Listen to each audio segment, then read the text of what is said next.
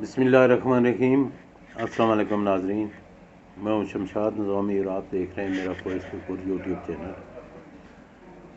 ناظرین، آپ میرا یوٹیوب اور فیس بک چینل اگر سبسکرائب کریں گے، فالو کریں گے تو آپ کی صحت پہ تو کوئی اثر نہیں پڑے گا، نہ آپ کا زیادہ خرچہ ہوگا۔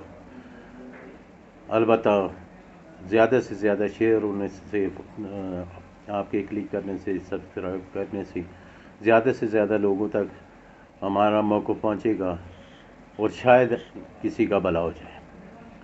ناظرین، حلقہ بلوچ اس وقت شدید مشکلات کا شکار ہو گیا ہے۔ اس میں لوگ بنیادی مسائل میں الجھ کر رہ گئے ہیں اور وہ بنیادی مسائل حل ہونے کا نام نہیں لے رہے ہیں، جبکہ ہم نے اپنے نمائندے، ایک تو ہم نے ممبران اسمبلی منتخب کیے، کوئی ہارے کوئی جیتے، ہم نے بلدیاتی نمائندگان منتخب کیے، کوئی ہارے کوئی جیتے، لیکن اس چیز کے باوجود ہم نے دیکھا ہے کہ عوام کی آواز بننے کے لیے کوئی تیار نہیں ہے۔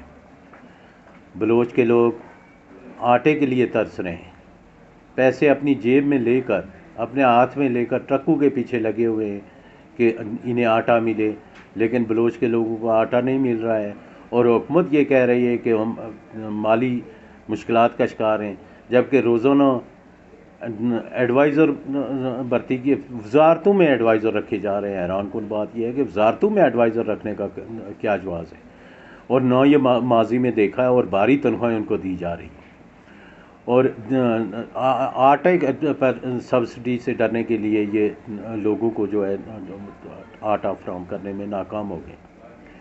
دوسری بات یہ ہے کہ بجلی کا بحران کبھی واپڈا کی طرف سے آتا ہے، کبھی برقیات کی طرف سے آتا ہے۔ برقیات کے جو ملازم تھے کام کرنے والے، ان سب کو جو ہے حکومت نے فارغ کر دیا اور محکموں سے نکال دیا، اور 18 سال ان کی سروس ہے، اور اب محکمہ کے پاس کام کرنے والا کوئی بندہ موجود نہیں ہے۔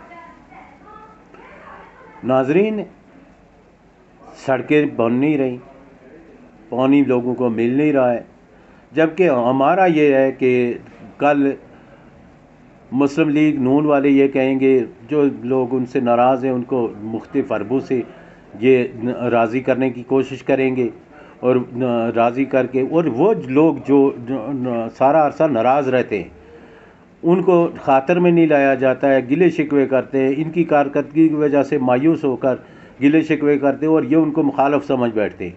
یہی مسلم لیگ نون کی حالت ہے، اور یہی اس وقت موجودہ حکمران گروپ کی ہے۔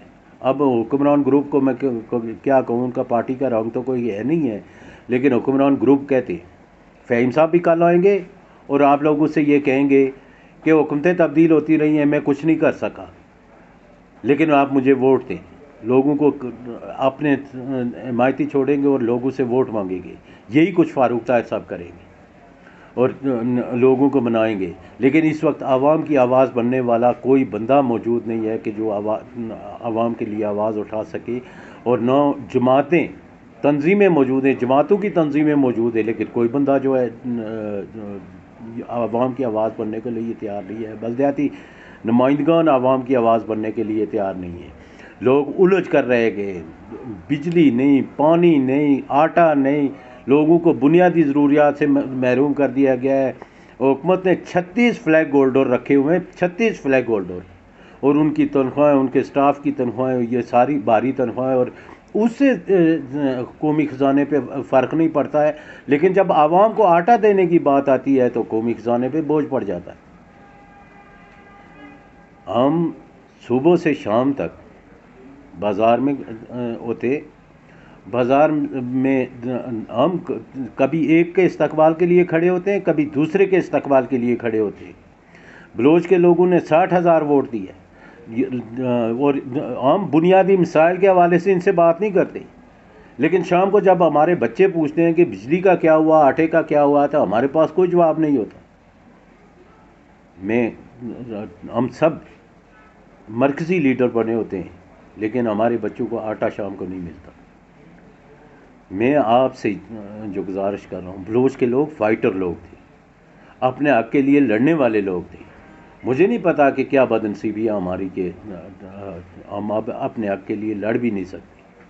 اور لڑنے کے لیے بھی یہ ہے کہ ہمارے آپسی اختلافات ہوتے ہیں. ہم جب میٹنگوں میں بیٹھتے ہیں ہر آدمی اپنی ڈگڈگی بچاتا ہے, ہر پارٹی اپنی پارٹی کے مفاد میں کہتا ہے, لیکن پارٹی نے کبھی آپ کے بچوں کا مفاد مد نظر نہ رکھا. اور نہ آپ کے پاس اسکول ہیں, نہ اسکولوں میں اسٹاف ہے, تو کوئی بنیادی ضروریات نہیں ہے. ہم تو اپنے بچوں کی بات کر سکتے ہیں نا. اگر وہ اپنے بچوں کی بات کر سکتے, حکمران اپنے بچوں کی بات کر سکتے, تو ہمیں بھی اپنے بچوں کے بارے میں سوچنا چاہیے. میرے بلوچ کے میرے ساتھیوں,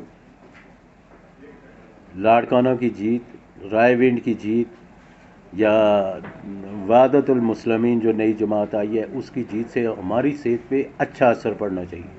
اگر اچھا اثر نہیں پڑنا چاہیے تو ہمیں ان کے بلا وجہ کے نعرے نہیں لکھانے چاہیے, ہمیں وہ چھوڑ دینے چاہیے, کہ اس لیے کہ ہماری بنیادی ضروریات کوئی بھی پوری نہ کر سکا. اپنا حق لیجیے, اپنے حق کے لیے لڑیں. مجھے دیجیے اجازت.